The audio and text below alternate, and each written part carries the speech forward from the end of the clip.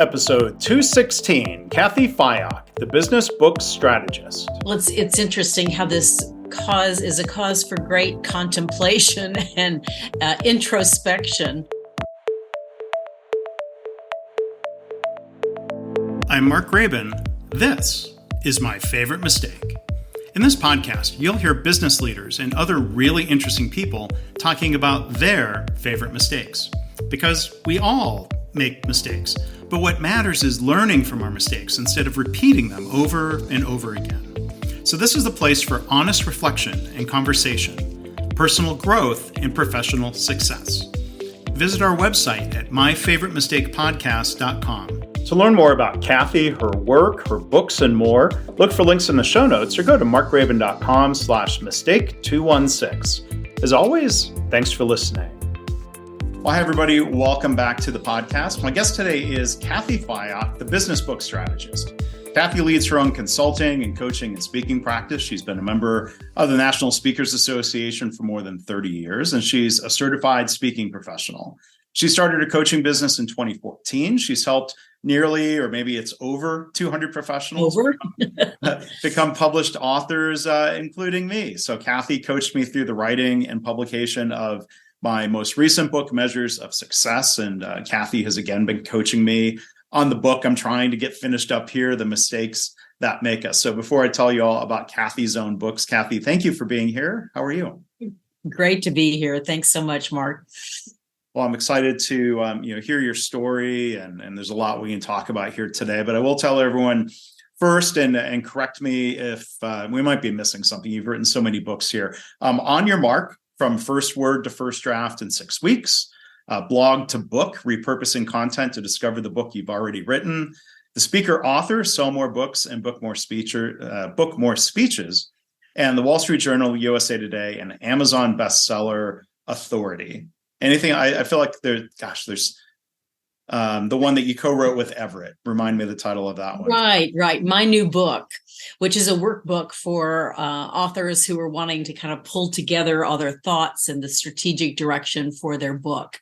So that's the newest book, my new book. Yeah. So I'll put links in the show notes to Cathy's website. You can find her, of course, on Amazon, find her books there. So, Cathy, as we always do here, I'm curious to hear what your story is going to be. What would you say is your favorite mistake? Well, it's interesting how this cause is a cause for great contemplation and introspection. But as I'm thinking back, it was at a time when I was working in my own business, and things were sort of falling apart in my personal life. My mom passed away. She had worked with me in the business, and things just weren't as easy or coming to me as easily as they were before. And I thought that I needed to leave my own business and be a part of a team. And that really has been my biggest mistake. Although, as I'm thinking back on it, I'm not sure that there's any way I could have learned the lesson other than having gone through it. Because what happened was I did join a team, and it was, as many teams are, very dysfunctional.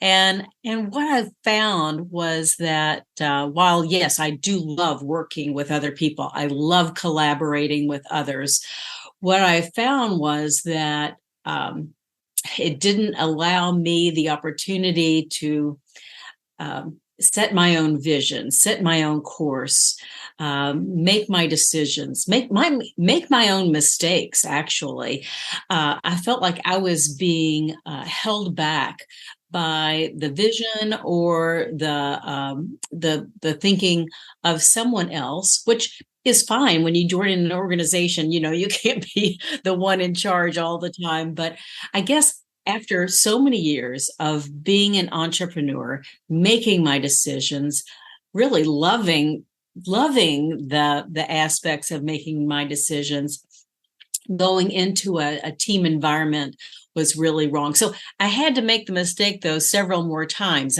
I went from that organization to another organization that was equally but differently dysfunctional, and then another team. And then finally, I had the wherewithal to say, I need to get back to my own company, call my own shots, do it my way. And I've learned that I really am unemployable. Yeah. What was that? Well, thank you for sharing all that. And I think there's a little more we can, unpack from all of that. Was your previous business similar to what you're doing now, or was it different? I was a human resources consultant. I did speaking and training primarily more than consulting. I was on faculty with the Society for Human Resource Management. It was a great business. I'd written books as a strategy to differentiate myself and grow myself in the marketplace. So in many ways, I was very, very successful. I was just starting to feel very lonely. And I think that was really precipitated more by the death of my mom, who had been my work partner, than anything. In fact, we even authored a book together. So that's how close we were. Yeah, gosh. Was it like when you were in that first organization, how long did you stay? Was it difficult to admit the mistake? Yes, it was. Or tell us Because I more. didn't really even admit it at first. I just thought I'd picked the wrong team. Mm-hmm. So the question is, wrong team or being on any team of right, what right. was the mistake? Yeah, so I thought at first it was just being on the wrong team. I found that not everyone had the same work ethic that I did. I like to work hard and be rewarded for that hard work and then play hard. So I don't mind working hard, but I also I don't mind people having a good time, but let's get our work done, and let's let's move forward with the order of the business and get that work done. So how long was it before you left that first company to try again? It was 4 years. I gave it a good 4 years, and really finally they asked me to leave. And he had asked me, it was a company that was doing primarily financial consulting, and I was their recruiter, and I also managed their human capital projects. And I was actually one of the best salespeople in the whole country for human capital projects. But my boss came to me and said, we're really not a human capital company. We are a financial company. We want to stay in our lane, and we want to do that. So you can continue with this company, but you will need to, if you get any human capital work, you will not get credit for it. You will not be encouraged to do any of the human capital things that you have been doing in the past.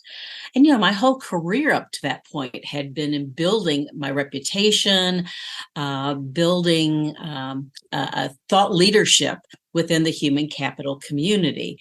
And at first, my reaction when he came to me was like, "Oh, I can do it," because I know I can do it. But did I want to do it? And was it worth it for me to do it? And was I offering my best self to the organization if I was going to be in this space that I'm not qualified for? I have no interest or passion for. So after much contemplation, I said, no, I'm gonna go in another direction. And so I left the organization and joined another human capital organization, and then another human capital organization. I was at the second organization for about 1.5 years, and the third one for 1 year. And then I finally found my direction, my calling to go forward as a book coach. Yeah.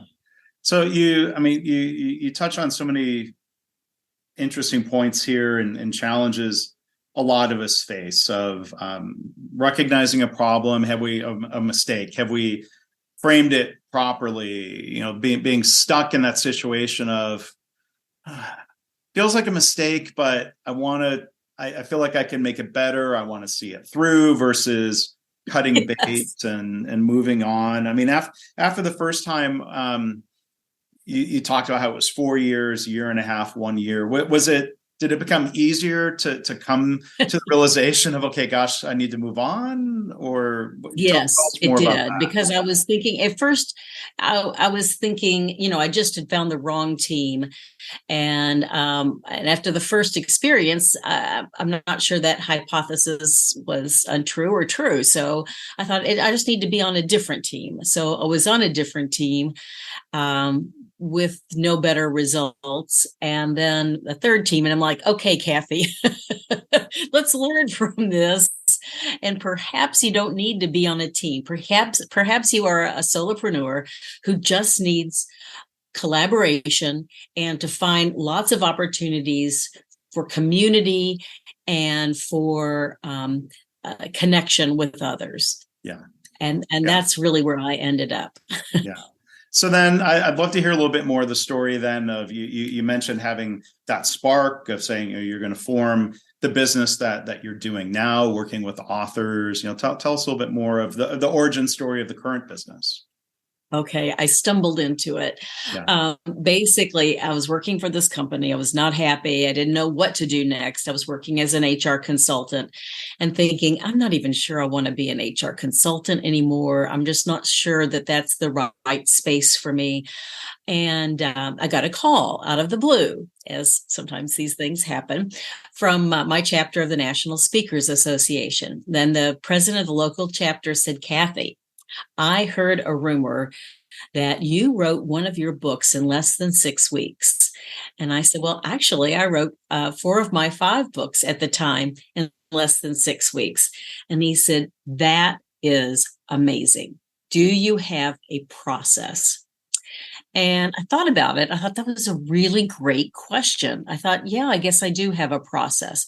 He said, would you be willing to give a program for a chapter about your process? And I said, yes, absolutely. He said, but before you say yes, he said, we have a couple of our chapter members who are working on their books. Would you be willing to coach them using your process and then give your presentation to the chapter? And I said, oh, you had me at give a presentation. As a speaker. So I started. Yeah, exactly. Yeah. So I started coaching these 2 women who were friends of mine. And pretty quickly they said, have you ever thought about being a book coach? And my response was, I don't even know. Is that a thing? Is there a need? And they said, oh, yes. And so fast forward to my presentation to the chapter, my friends, of course, I've been a member for more than 30 years. My friends came up to me and said, Cathy, have you ever thought about being a book coach? And I thought, okay, this is the sign. This is what I need to be doing next. So that was in the spring of 2013. And by January 2014, I launched my new business. And of course, what I needed to do in order to position and pivot, because I really didn't have any credentials as a book coach, except that I had authored books, except that I now needed to author a book about how to write books. Right. And that was my credential. And that's what I tell people about the power of a book. Yeah, for sure. And as you were thinking about this business and you brand yourself business book coach, like you were writing business books, so was that kind of a natural fit? Or I'm Yes. curious, like, was it? Did you worry it was a mistake to narrow the focus, or a mistake not to? Well, in fact, my husband really tried to talk me out of it. He said, why don't you just help people start businesses, start businesses as consultants? I said, or as coaches or whatever, or speakers. And I said, I don't think that's specific enough. I think that being niched is the way to go. So against his advice, I just thought this just feels right. This feels like the right niche. It feels like the right area. It feels like the right use of my expertise. It's also where my passion is. I'm really, really passionate about the power of books. I really believe that they are magical in what they can do for your career.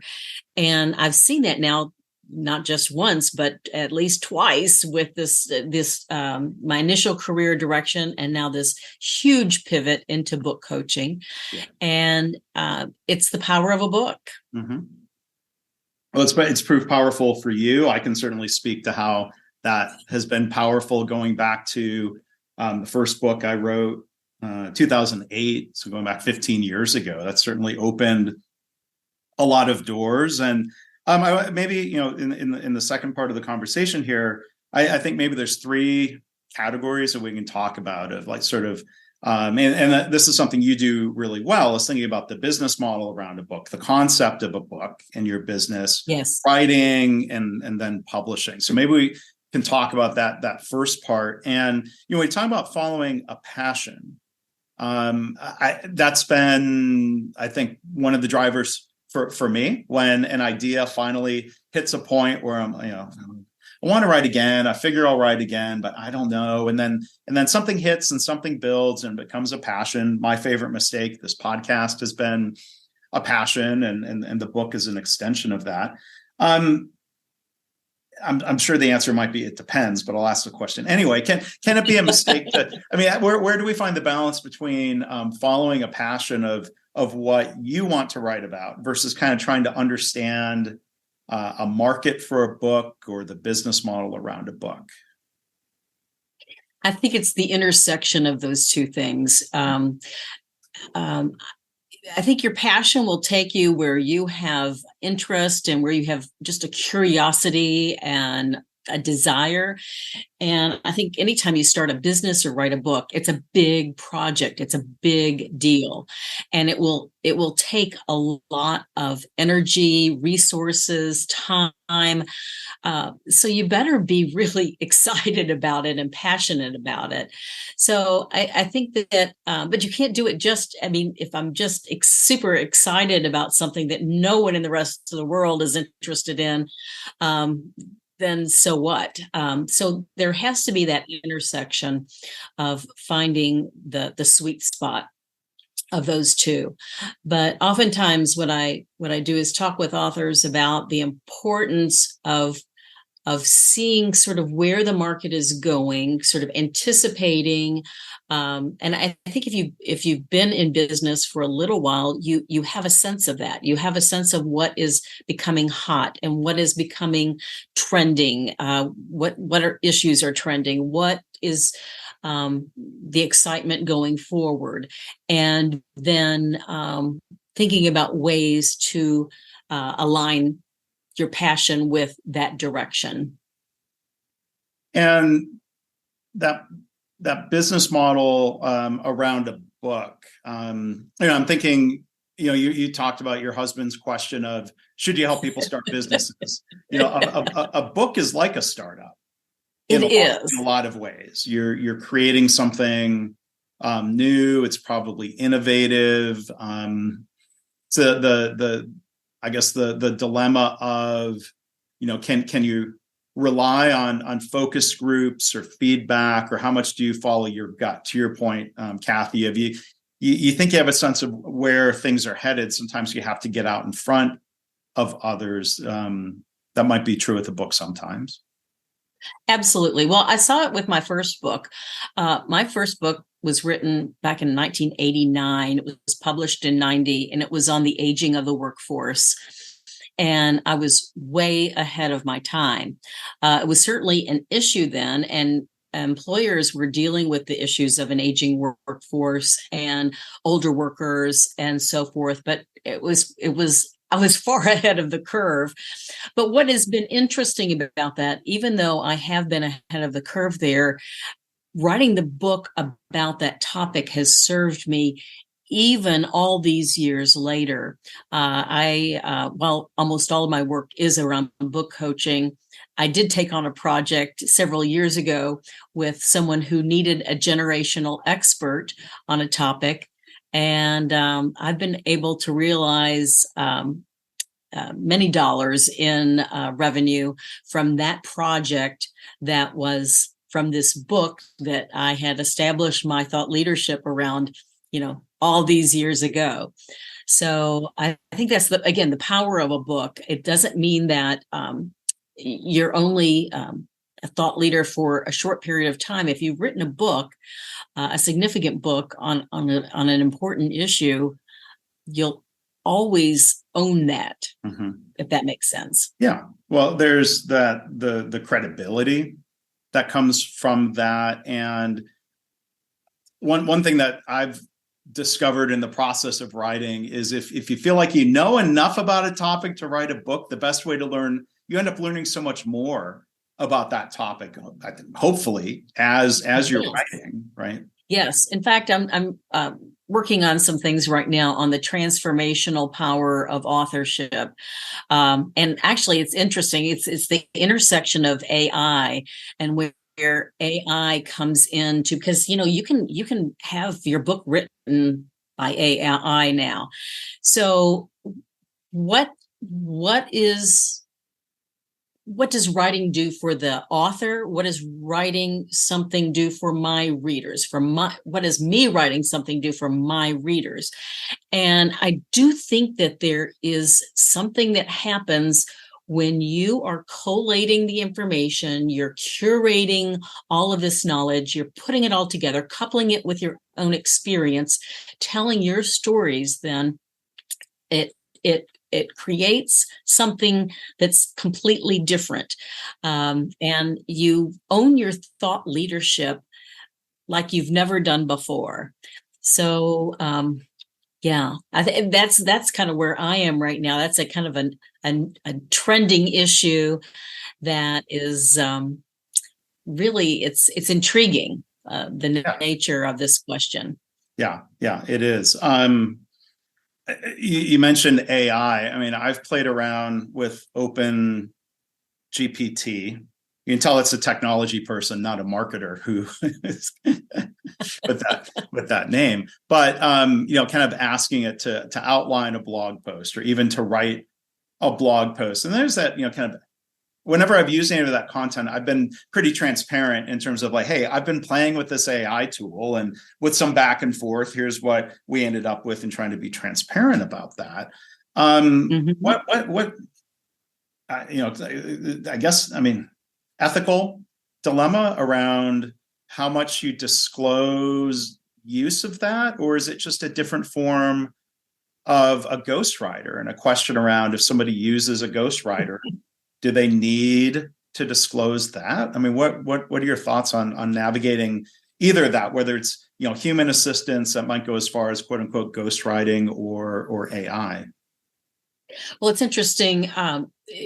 When it comes to ghostwriting, I do not do ghostwriting. I do not encourage my authors. In fact, I really discourage them because they're losing out on, like I say, this transformational power of authorship. There's something about collating, curating, diving through the information, coupling it with your own experiences, and coming up with these ideas that is indeed transformational. So you're missing that if you're using a ghostwriter. You're missing that if you're relying exclusively on AI. So I believe that if we're really going to be true to our craft as thought leaders, then we need to use it. I think AI can be a powerful tool when used to just explore. Did I get everything that I wanted to in that discussion of those topics? Did I cover everything? In fact, I wrote an article last night. I went to AI, to ChatGPT, and I put in my question about how authors can use AI. And it came up with a little article, a little post. And so I took it and edited it and add my own stories, add my own personality. And what I'm planning to do is some kind of learning event, maybe where I take authors through that experience of coming up with the raw data, editing, adding your own layer of experience, changing the things you don't agree with or that you don't like or that you don't want to focus on, and coming up. And I think that's probably the ethical way to deal with AI. Yeah. I mean, I'd be curious if somebody ever lists ChatGPT as a co-author. Just to say, all right, look, I'm going to disclose it. But I mean, I think there's one other interesting use. I don't know if you've tried this and there's limits to how much text you can copy paste, but you can take text, paste it in and say, ask it, summarize this for me. That might be a way of kind of checking for, I mean, it's an AI reader.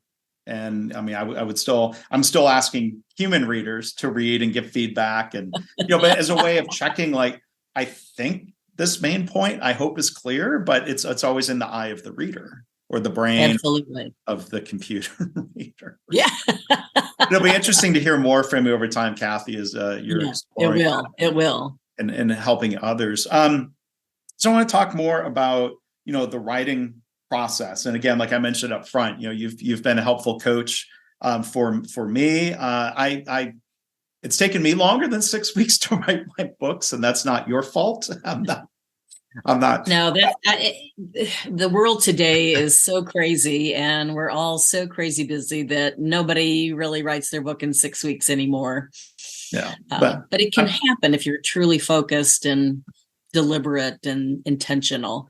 Yeah. And part of my challenge has been juggling book time with other responsibilities and the schedule. Absolutely. And, one way you've helped me, and, I try to turn this into a question. I'm going to talk about how you've helped others. Like you've been helpful to me in terms of not just recommending that I block time, but that I block time with a specific purpose, and to try to bite off a smaller bite of this big task called write the book, and to break it down into smaller tasks. So I think it really doesn't help to put write book on your calendar or on your to-do list or anything else. It's just too big. It's too unwieldy, and we need to have specific tasks and specific time frames. So the more specific we can get on those, the better we will be. Yeah. And then, I mean, I think there's also the trap of, thinking about the book as opposed to putting fingers on keyboard. How do you help coach people through that? Yeah. Oh, I've got it all right here. It's right here. But yeah, it takes a lot to get it from your head to the page. And the hard work is to sit down and actually crank it out. For most of my authors too, I find that they overthink the book. They're trying too hard to write perfect sentences, perfectly crafted posts, perfect gems of writing, and it just doesn't happen that way. You need to throw up on the page to get it all out, and then go back through it and edit it, and that's a completely separate function from the writing of the book. Mm-hmm. And so there's the writing, and maybe let me ask this as a question. I mean, like I found it can be a very iterative process. You outline what you think the book is going to be, and then you're writing, and then you realize, well, I mean, you can always rearrange. And I mean, do you see anyone fall into a trap of being like a little too stubbornly stuck to, well, this was my plan, I need to execute it? Like how do you help someone navigate through that challenge of, right, do I change or do I keep moving forward? It's kind of like back to your jobs question. Yeah. It's really interesting. Usually if someone's brain is saying this is not working, they will get stuck. And that's usually a reason for being stuck, is that it's just sort of not working. It's not flowing. It's not producing results. So that's when I usually know when someone is stuck and they say, oh, we need to skip a meeting. No, I said, that's when we need to meet most of all, and to talk through what's really going on. Have you not defined your thesis correctly? Have you not defined your targeted reader? Is the structure for discussing your topic, is it not laid out properly? So let's figure out what what's getting in the way of you moving forward? Because if you had a clear vision and if it was all working, you would have it done. Yeah. Yeah. And I've certainly went through cycles of moving forward, being stuck, going back, trying again. You've helped me navigate some of that. And yeah, what you say is true. Like you hit a certain point where you're like, okay, well, I think this is it. I'm going to plow forward. And then you hit some other, maybe smaller roadblock. But you, again, like you can go back and edit and refine the writing. So I want to talk also a little bit before we wrap up, thinking about the publishing side and the decisions that an author has to make. I mean, there's the manuscript, there's the book description, the old cliche of don't judge a book by its cover. There are these really important decisions around a title and cover design. And how do you help people navigate the question of like, what's the right title, or what's a title that's good enough? What's the right cover design? Because you could agonize over that forever. Oh yeah. So there's two parts to a book title. There's the main title and there's the subtitle. And what I've found to be most helpful is that one of those pieces needs to be compelling, needs to be intriguing, needs to be sexy, if you will. The other part needs to be definitive. It needs to tell the reader what they're getting. Now, you can rearrange those. It doesn't matter which is which. Sometimes authors have a really catchy name for their title, but it doesn't really tell the whole story, but the subtitle does. Sometimes the title tells what it is, but the subtitle is sort of what gets you intrigued about reading that. So it has to have both pieces. I also think it has to appeal to your reader. It can't be just something that you like and something that is appealing to you. So using your own judgment isn't always the best way. So many of my authors, in working with I'm not a publisher, but in working with a publisher, will do a cover contest. And it's about what readers and potential readers think about the cover. I'll give you an example of that. One of my authors, or a couple, wrote a book, and they had this gorgeous picture taken of the two of them. And of course, I know them and love them, and they are dear people. And the picture of the two of them was just great. And so I thought, that is the picture for the cover of the book. But people who didn't know them say, I don't get it. I don't know their story. I don't know what this is about. Yes, they look like lovely people, but would I pick up this book? Probably not. So they went with a cover that was very, very different from the two of them. Now, on the back cover, there is a picture of the two of them, but the front cover is something a little more curious and invites more introspection about what their book is really all about. Mm-hmm. So I love the notion of having it reader tested. Yeah. I mean, there's different ways of getting feedback, surveys. People love voting on LinkedIn polls. If you post photos of, yes, some different options, and that actually, every time people vote or comment, that helps a post go viral, which is giving good promotion to the book. Absolutely. Involving your readers early on in the process, getting them invested and connected. Yeah.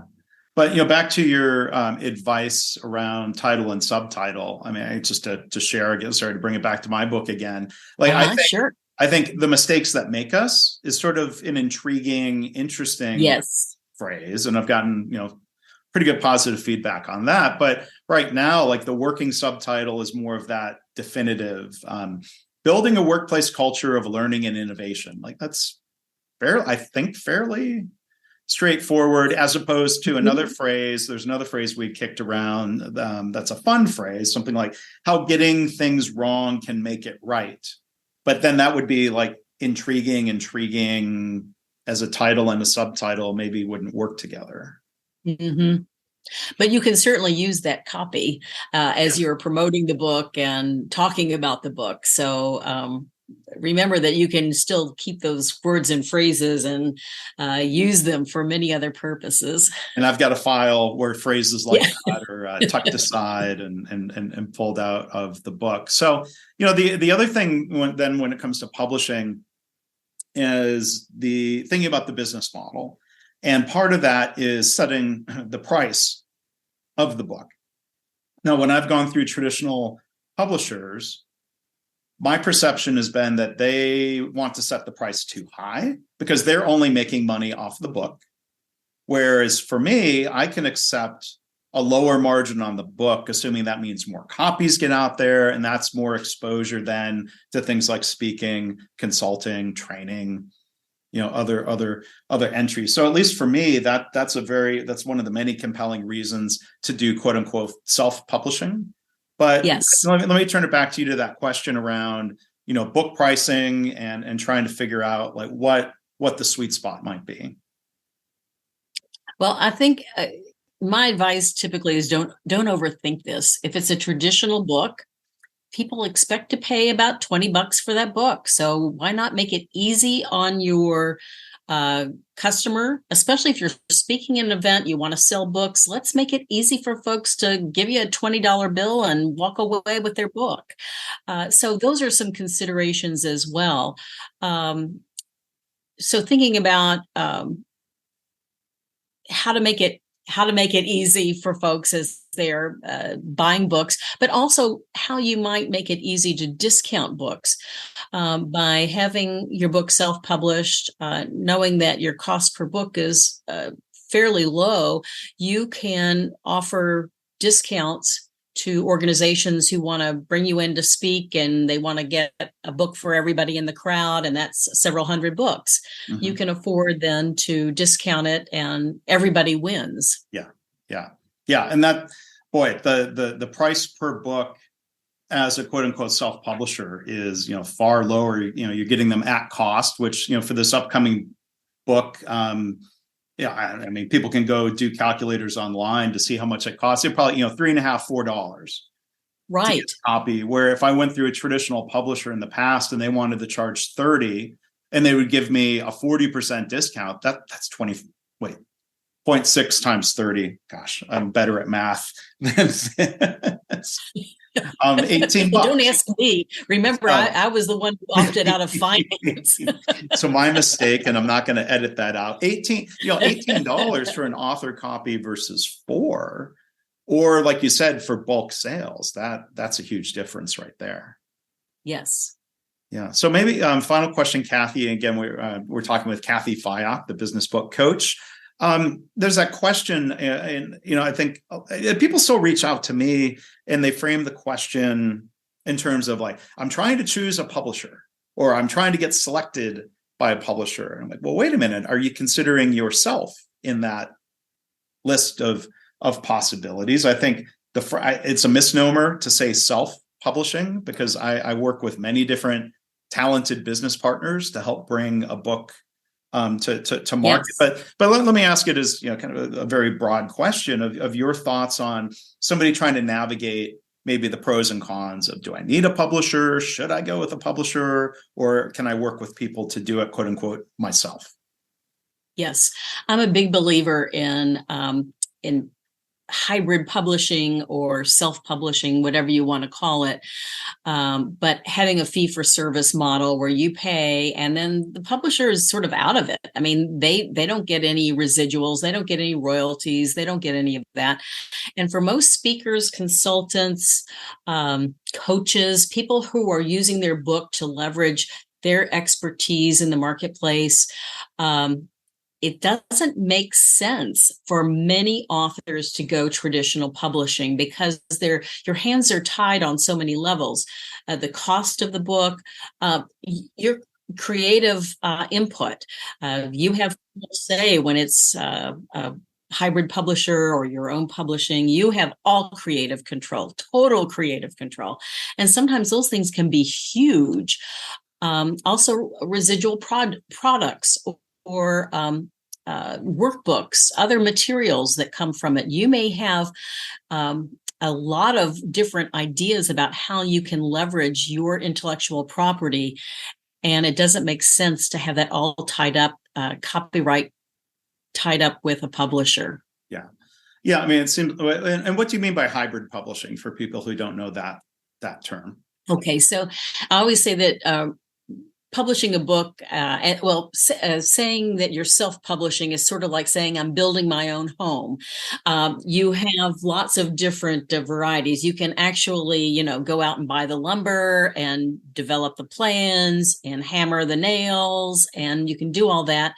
Or you can do some of that.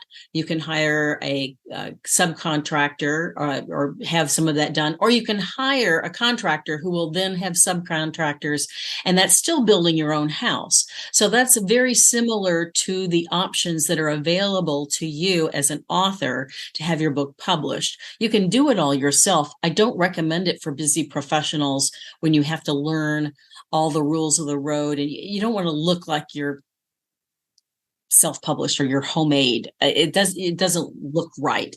So you want to be sure that you're having it done well. So you can hire a lot of subcontractors, or you can hire, in this case, a hybrid publisher who can get all of that done for you. And I like that for my busy professionals, because they can turn it over to one person. They have one point of contact, and it's really a lovely, clean, and productive way for them to move their book forward. Okay, so that's helpful. Yeah, the difference between, and I've served as my own general contractor. Yes. Mm-hmm. I wonder if I should be, or if that's a mistake. But I think your point is a good one, Cathy, of making sure, because when I've worked with people to do, let's say, interior design of the book, like you said, it's fee for service. I am paying them to do certain work and certain updates, and that's mine. And whether they help me or not, I have the direct connection to Amazon, which is where most books are sold. Payments flow directly to me, as opposed to going through a third party who's taking a cut of each book.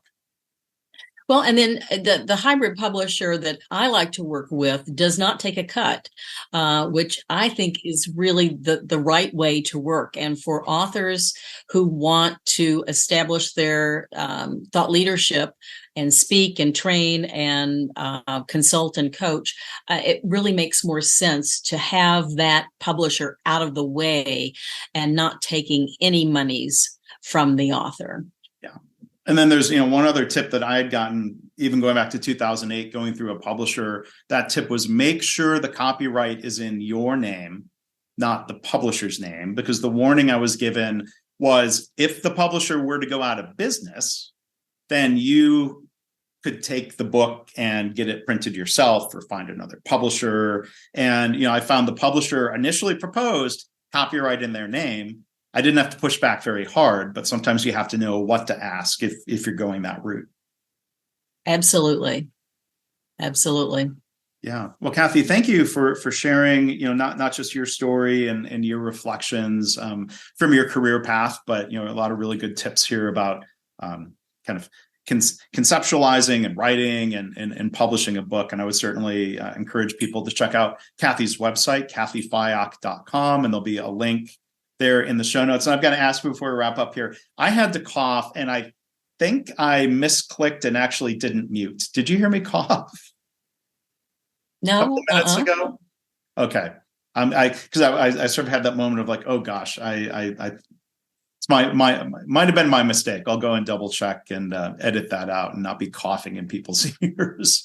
But my podcasting mistakes or near mistakes. But again, Cathy Fyock, she's been a really, really great coach and advisor for me through these different projects. And Cathy, thank you again for working with me, and thank you for being here on the podcast.